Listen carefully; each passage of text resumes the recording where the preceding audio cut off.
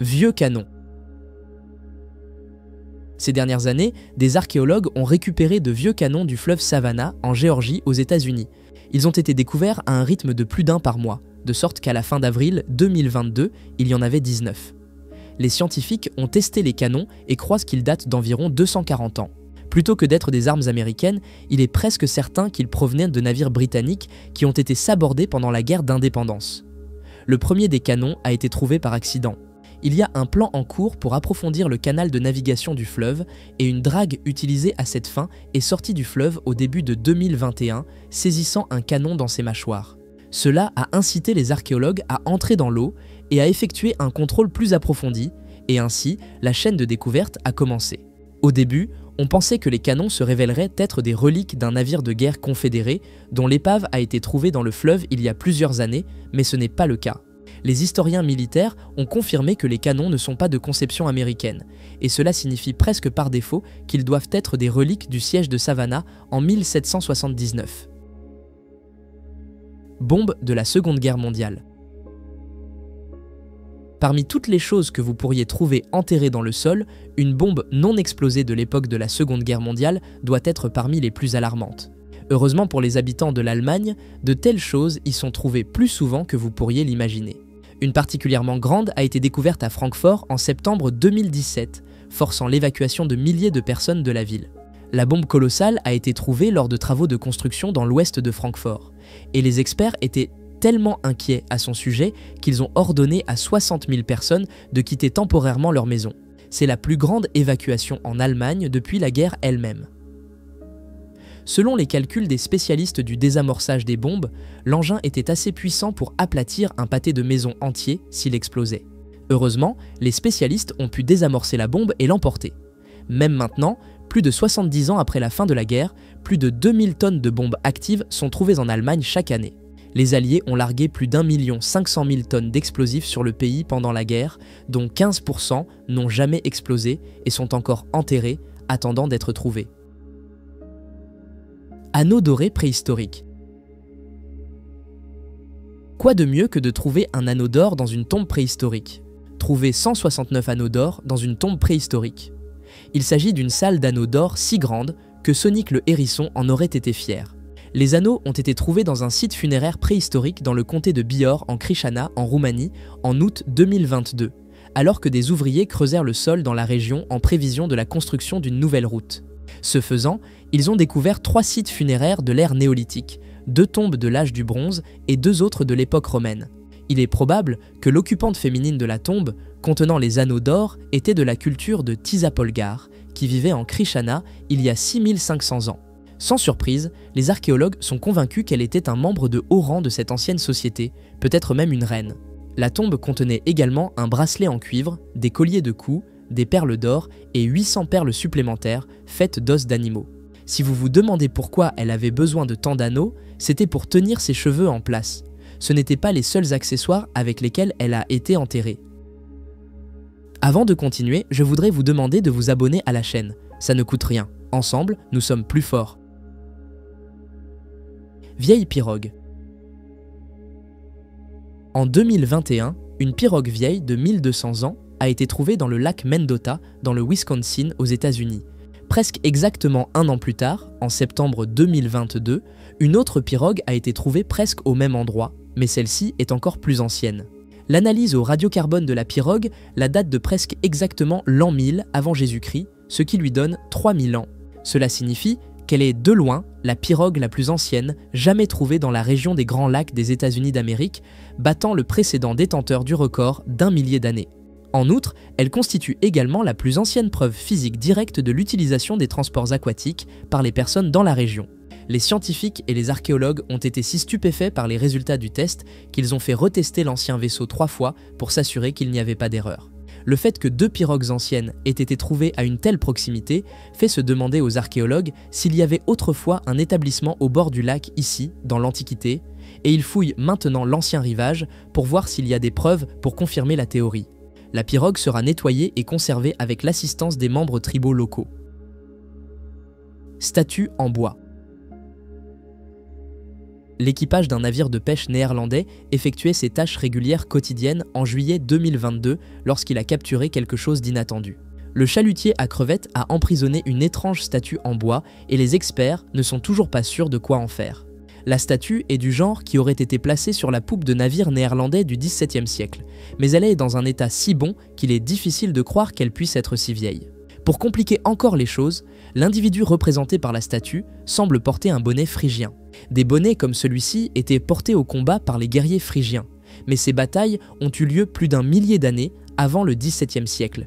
Les bonnets étaient importants pour les Phrygiens car ils étaient des symboles de la surmontée de l'oppression. Lorsque les Phrygiens étaient asservis par les Romains, ils étaient rasés à blanc. Lorsqu'ils ont regagné leur liberté, ils portèrent des bonnets pour cacher leur calvitie, initialement par honte, mais avec le temps, les bonnets en sont venus à représenter la liberté plutôt que la honte. Les experts sont assez sûrs que la sculpture n'est pas un canular, mais ne le sauront avec certitude qu'après l'avoir examinée. Ils ne peuvent pas encore le faire car elle doit subir des travaux de conservation maintenant qu'elle a été retirée de l'eau. Autel en pierre ancien. L'année 2022 marquait le 900e anniversaire de la création du mur d'Adrien au Royaume-Uni. D'innombrables artefacts romains anciens ont été trouvés dans et autour des environs du mur au fil des ans, mais les archéologues en ont trouvé un spécial en février 2022 pour lancer les célébrations de l'année anniversaire. La découverte a été faite à Vindolanda, un fort romain au point le plus méridional du mur. Il s'agit d'un autel en pierre ancien et il a été trouvé tout à fait par accident. Le personnel du musée de Vindolanda nettoyait les restes d'un arbre qui est tombé dans le ruisseau de Vindolanda après une récente tempête lorsqu'ils ont trouvé les restes de l'autel sous la surface de l'eau. Il est gravement endommagé et usé par les nombreuses années passées dans l'eau, donc bien qu'il y ait probablement eu une inscription sur sa surface, elle est depuis longtemps effacée. Basé sur son design, les experts du musée pensent que l'autel a probablement été sculpté au IIIe siècle. Il est possible qu'il y ait d'autres morceaux de l'autel ailleurs dans le ruisseau. Donc leur recherche a été programmée comme une tâche prioritaire lorsque les niveaux d'eau ont baissé plus tard dans l'année. Pièce du trésor de Galloway. Le trésor de Galloway est le trésor viking le plus précieux jamais découvert en Grande-Bretagne. Il a été découvert dans un champ à Castle Douglas en Écosse par un détecteur de métaux amateur en 2014 et fait toujours l'objet d'une recherche minutieuse, objet par objet. Un pot en cristal de roche sculpté a été soigneusement nettoyé et réexaminé en décembre 2021 dans une installation exploitée par les musées nationaux d'Écosse. Cette réexamination a révélé qu'il était d'origine anglo-saxonne plutôt que viking. C'est un pot en cristal de style romain du 8e ou 9e siècle avec le nom d'un évêque anglo-saxon gravé sur la base. Bishop Igwald had me made est ce que dit l'inscription.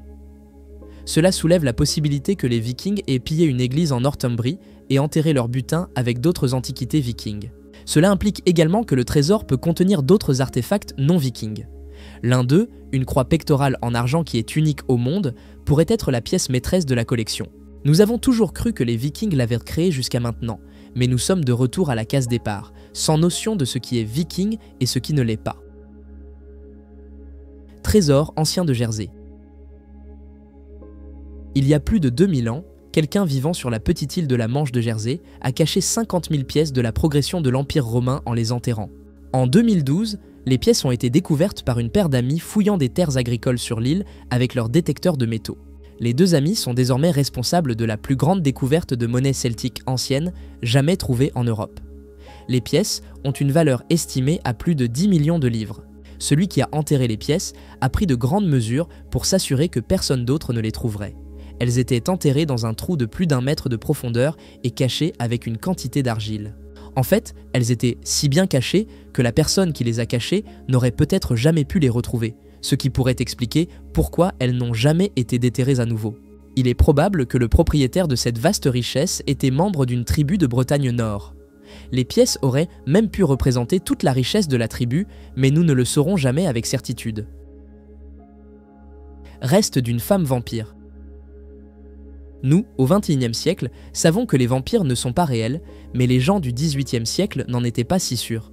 Il y a une preuve de cela dans une tombe qui a été récemment découverte et ouverte à Bydgoszcz en Pologne. Lorsqu'ils ont ouvert la tombe au début de septembre 2022, des archéologues de l'université Nicolas Copernic ont trouvé les restes d'une femme qui était enterrée avec une faucille sur le cou. Après avoir consulté des experts, ils ont découvert que c'était une méthode employée dans l'enterrement de vampires présumés, car on pensait que la faucille empêcherait la femme de se lever des morts et d'attaquer les vivants. Alors que ces Polonais du XVIIIe siècle n'auraient pas cru en des vampires du genre décrit par Bram Stoker, la croyance en des créatures semblables à des vampires remonte à des milliers d'années et est mentionnée dans les textes des Babyloniens, Assyriens et Akkadiens. Dans le cas de cette femme, elle avait des dents de devant proéminentes, et cela seul aurait pu suffire pour que les gens superstitieux de son époque la qualifient de sorcière.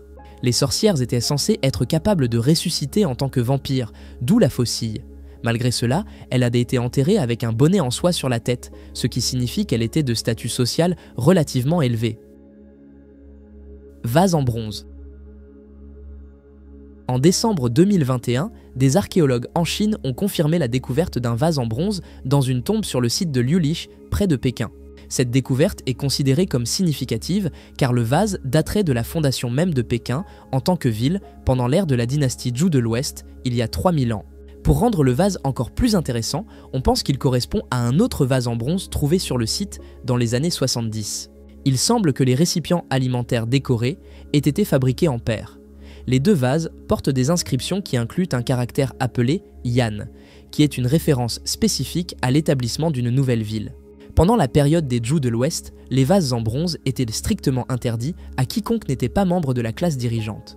Il y avait même des règles sur le nombre de vases qu'une personne noble pouvait avoir dans sa tombe à sa mort. Il y a de fortes chances que ces vases appartiennent à quelqu'un qui a joué un rôle direct dans la création de Pékin. C'est dommage que nous ne connaissions pas leur nom. Route romaine ancienne. Nous avons toujours su que la Via Tiburtina, qui sort de Rome vers le nord-est de la ville, est une route romaine ancienne. Cependant, ce que nous ne savions pas jusqu'à très récemment, c'est que la Via Tiburtina comprend également un pont rare de l'époque de la République romaine. Les archéologues ont maintenant trouvé les restes du pont, ainsi que de la poterie et des blocs de tufa laissés par sa construction. En étudiant ces artefacts, ils ont pu confirmer que le pont a été créé il y a environ 2200 ans. Son but était de traverser un petit affluent de la rivière Aniene appelé le Fosso de Pratolungo. La route elle-même a environ 100 ans de plus. Les ponts de l'époque de la République moyenne sont des trouvailles incroyablement rares. Jusqu'à maintenant, le plus ancien dans la ville de Rome a été le pont Fabricius, qui peut retracer ses racines à l'année 62 avant Jésus-Christ. C'est juste à la fin de la période de la République romaine, cependant, quiconque aime l'idée de vérifier le pont par lui-même ne devrait pas trop s'exciter. Il va être largement cartographié et étudié, mais une fois que les professionnels en auront fini, ils le rebourreront pour sa propre protection. La Tiburtina est en cours d'élargissement et cette découverte ne change pas ses plans. S'il n'était pas enterré, il serait détruit par les travaux de construction. Trésor de pièces romaines. Nous continuons en Angleterre, où un trésor exceptionnel de pièces d'or romaines a été découvert près de la ville de Norwich en juillet 2022. Les découvertes de pièces romaines ne sont pas exactement rares en Angleterre puisque c'est un ancien territoire romain, mais il y a une particularité avec cette découverte. Les pièces ont été frappées des décennies avant que les Romains n'envahissent la Bretagne.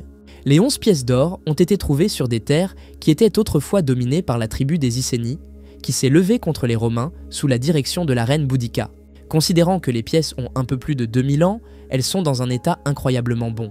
Adrien Marsden, un numismate, dit que les pièces ont été frappées à Lyon en France, à l'époque où elle était sous contrôle romain et connue sous le nom de Lugdunum. La plus ancienne des pièces a été frappée pendant les dernières années du 1er siècle avant Jésus-Christ et la plus récente a été frappée environ 20 ans avant que les Romains n'envahissent en l'année 43. Leur valeur serait équivalente à environ 2 ans de salaire pour un soldat romain. Comment elles sont arrivées en Bretagne avant l'arrivée des Romains est inconnu, mais leur présence suggère que les anciens Britanniques et Romains auraient pu être des partenaires commerciaux avant l'invasion. C'est tout pour aujourd'hui. Quel a été votre moment préféré? Commentez, aimez, partagez et abonnez-vous. À bientôt.